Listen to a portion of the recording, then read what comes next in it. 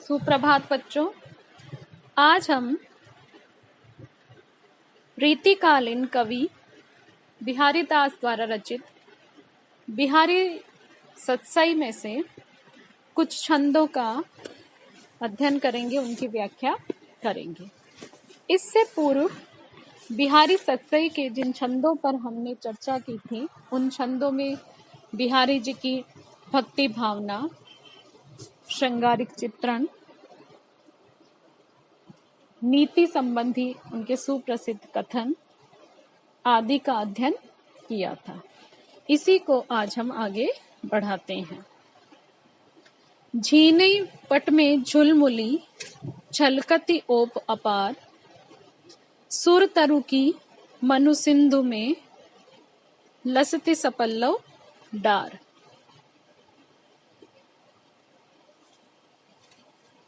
इसमें बिहारी दास जी द्वारा रचित ये बिहारी सतसई में लिया गया है। इस दोहे में कविवर बिहारी नायिका के रूप सौंदर्य की उसकी जो रूप छटा है उसका चित्रण करते हुए कहते हैं कि झीने पट में झुलमुली झलकती ओप अपार, कि जब वह नायिका अपने मुख पर महीन ओढ़ने का घूंघट डाल करके बाहर निकलती है तो उसके कानों में उसने जो विशेष प्रकार का कर्ण आभूषण धारण कर रखा है, उस कर्ण आभूषण की झलक के कारण, उसकी कांति, उसकी शोभा के कारण जो नायिका है उसका रूप सौंदर्य और अधिक बढ़ गया है, उसके रूप सौंदर्य में अभिवृद्धि हो गई है। सुर तरु की मनु सिंधु में लसती सपल्लव डार। नायिका के इस रूप सौंदर्य को देखकर ऐसा लग रहा है मानो समुद्र में कल्प वृक्ष, देवताओं का जो वृक्ष है कल्प वृक्ष, वह उसकी पल्लव सहित, पत्तों सहित जो उसकी डालियां हैं वह लहराती हुई सुशोभित हो रही है। यहाँ पर जो कल्प वृक्ष के पत्तों सहित डालियों की चर्चा जो बिहारी ने की है, इसकी उद्भावना, नवीन उद्भावना बिहारी ने की है, तो यहाँ पर पल्लवों से, नायिका के संदर्भ में पल्लवों से तात्पर्य उसके शारीरिक अंगों की जो शोभा है, अर्थात उसकी आंख, नाक, कान, उसके ओष्ठ, पुरोज आदि की जो शोभा है, तो कल्प वृक्ष के पत्तों से इनको बिहारी के द्वारा उपमित किया गया है। और नायिका का जो शरीर है, उस शरीर की जो सौंदर्य है, आभा है, उसे उन्होंने कल्प वृक्ष के द्वारा व्यंजित किया है। इस दोहे में श्रृंगार रस है, माधुर्य गुण है और ब्रज भाषा की मनोरम छटा तो है ही है। इसके साथ ही इसमें अनुप्रास और उत्प्रेक्षा अलंकार की मनोहारी छटा हमें देखने को मिलती है। अगला दोहा है, अजो तर्योना ही रह्यो श्रुति सेवत एक रंग, नाक बांस बेसरी लध्यो बसी मुख तनु के संग। बिहारी दास जी ने इस दोहे में भगवान की भक्ति के लिए सहजता के मार्ग को त्याग कर जो बाह्याडंबरों का सहारा लेते हैं, बाहरी दिखावा करते हैं, प्रदर्शन करते हैं, उस पर व्यंग्य करते हुए ईश्वर भक्ति की सरलता, सहजता और उसकी अनन्यता पर बल दिया है। बिहारी कहते हैं, अजो तर्योना ही रह्यो श्रुति सेवत एक रंग। बिहारी कहते हैं कि तरोना नाम का जो कान में धारण किया जाने वाला आभूषण है उसे वह संबोधित करके कहते हैं कि हे कर्णाभूषण, कर्णाभरण, तो नित्य प्रति भगवान के जो कान है उनकी ही सेवा करता रहा है। उन्हीं के रंग में तो ढला हुआ है, फिर भी अभी तक तू एक सांसारिक जीव ही बना हुआ है। सांसारिक आसक्तियों में, सांसारिक दिखावे की, आडंबरों की जो प्रवृत्ति है उसी में तू उलझा हुआ है। इसके विपरीत कि इसी कारण से सांसारिक आडंबरों में दिखावे की जो प्रवृत्ति है उसी में उलझे रहने के कारण तेरा आज तक उद्धार नहीं हुआ है। इसके विपरीत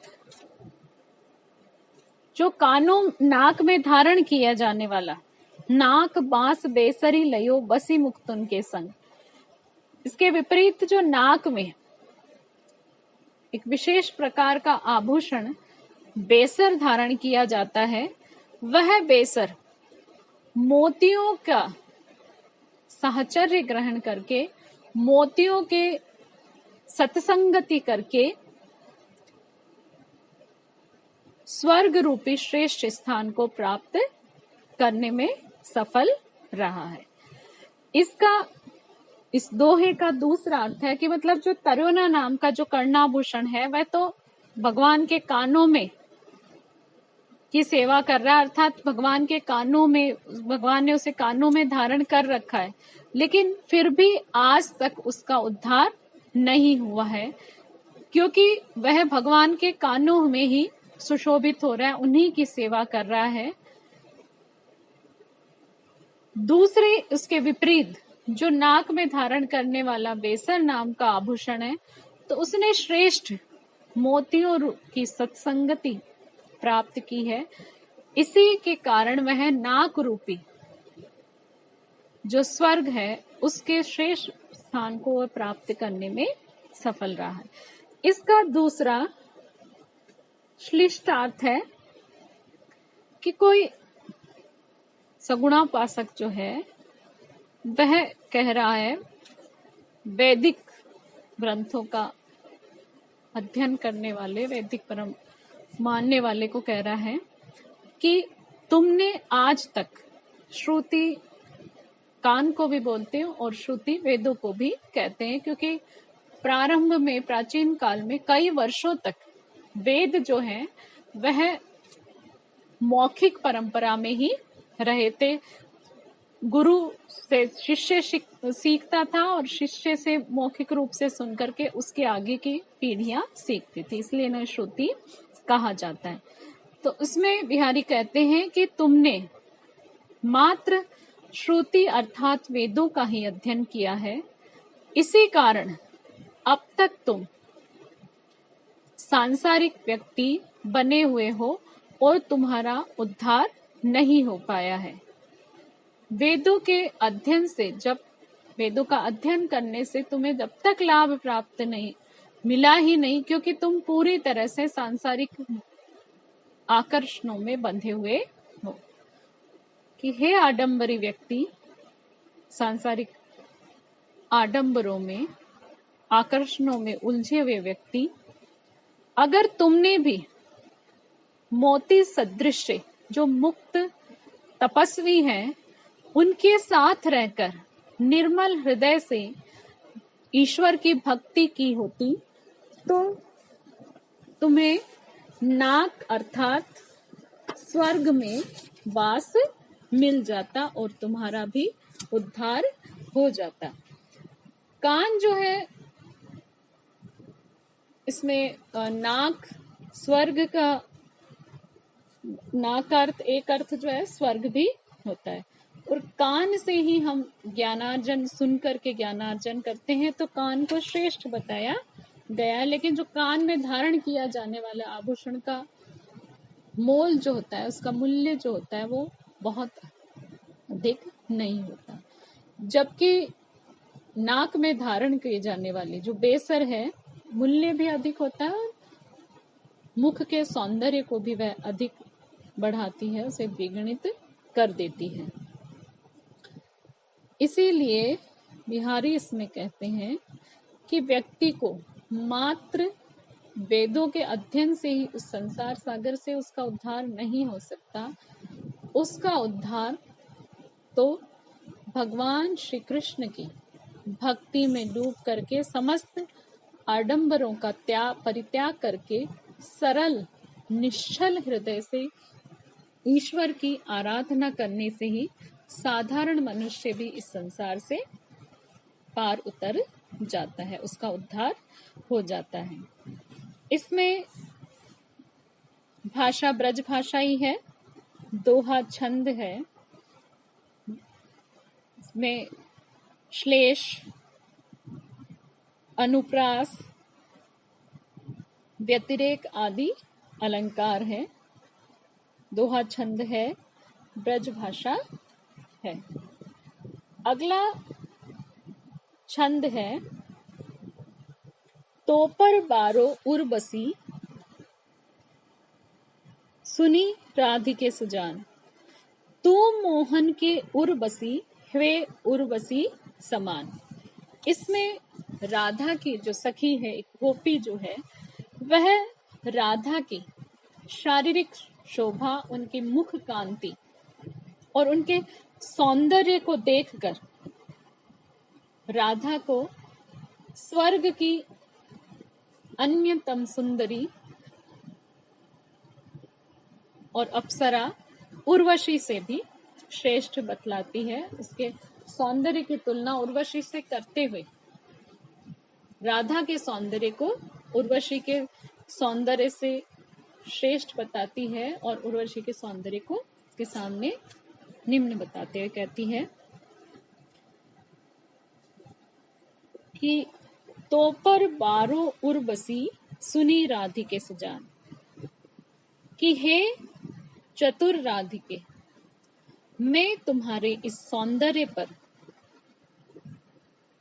स्वर्ग की अप्सरा उर्वशी को भी न्योछावर कर सकती हूँ, क्योंकि तू मोहन के उर्वशी हे उर्वशी समान। तुम तो उर्वशी नाम के आभूषण के समान भगवान श्री कृष्ण के हृदय में वास करती हो, भगवान श्री कृष्ण के हृदय में निवास करती हो और तुम्हारी शोभा, तुम्हारा सौंदर्य भगवान श्री कृष्ण को अत्यंत प्रिय है। इसी के कारण तुम उर्वशी से अधिक श्रेष्ठ हो, उर्वशी अप्सरा से अधिक श्रेष्ठ हो।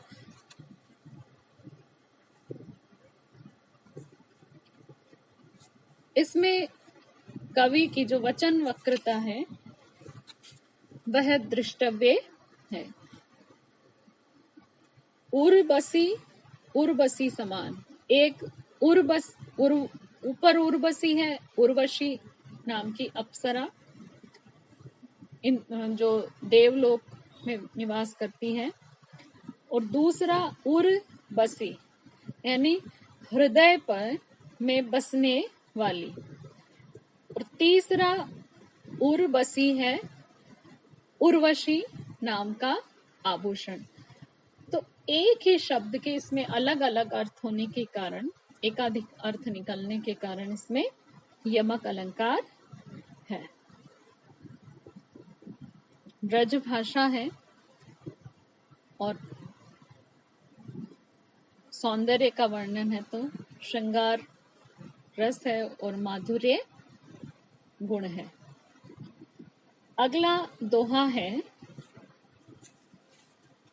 लोने मुंह दीठी न लगई, यूं कही दीनो ईठी, दोनी वे लागन लगी, दिए दिठोना दीठी।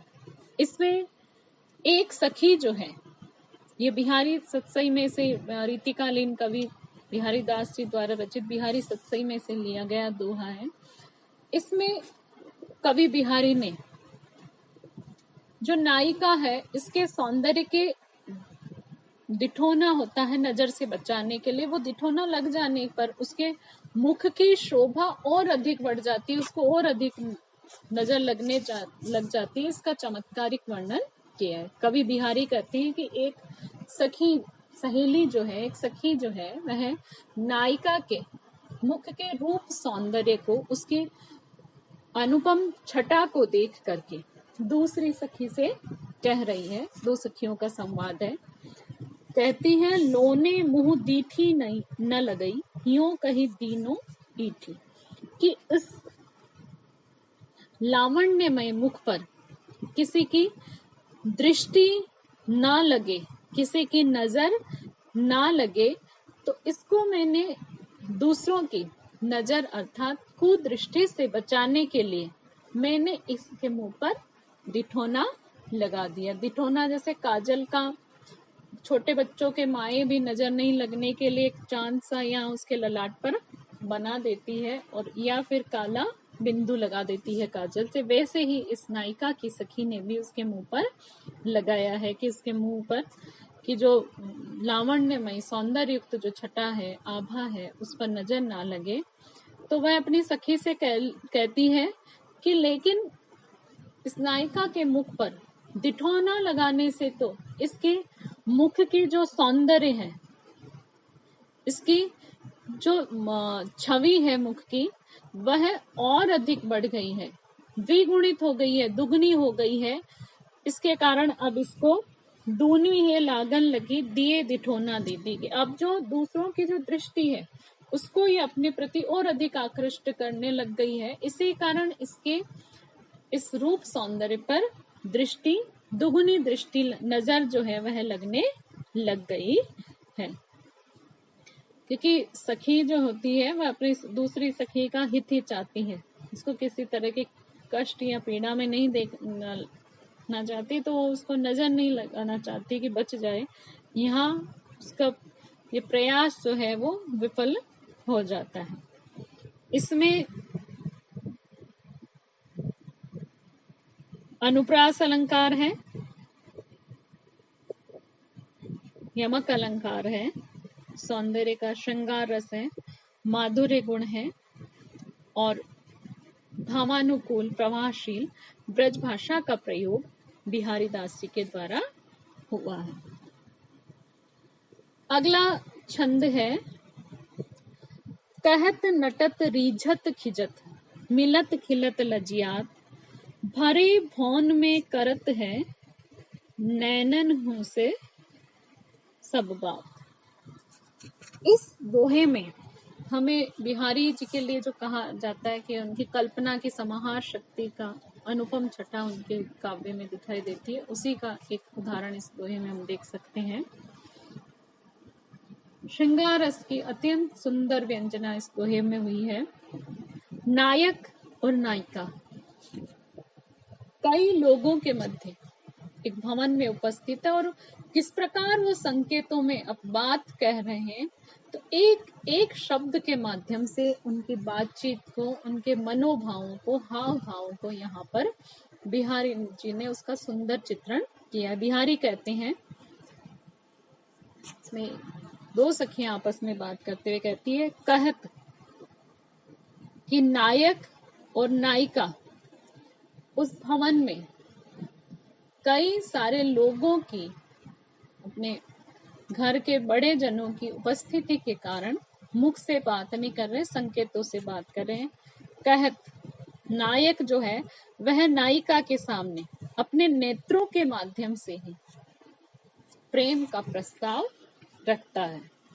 नटत, नायिका उसके इस प्रस्ताव को अस्वीकार कर देती है, मना कर देती है।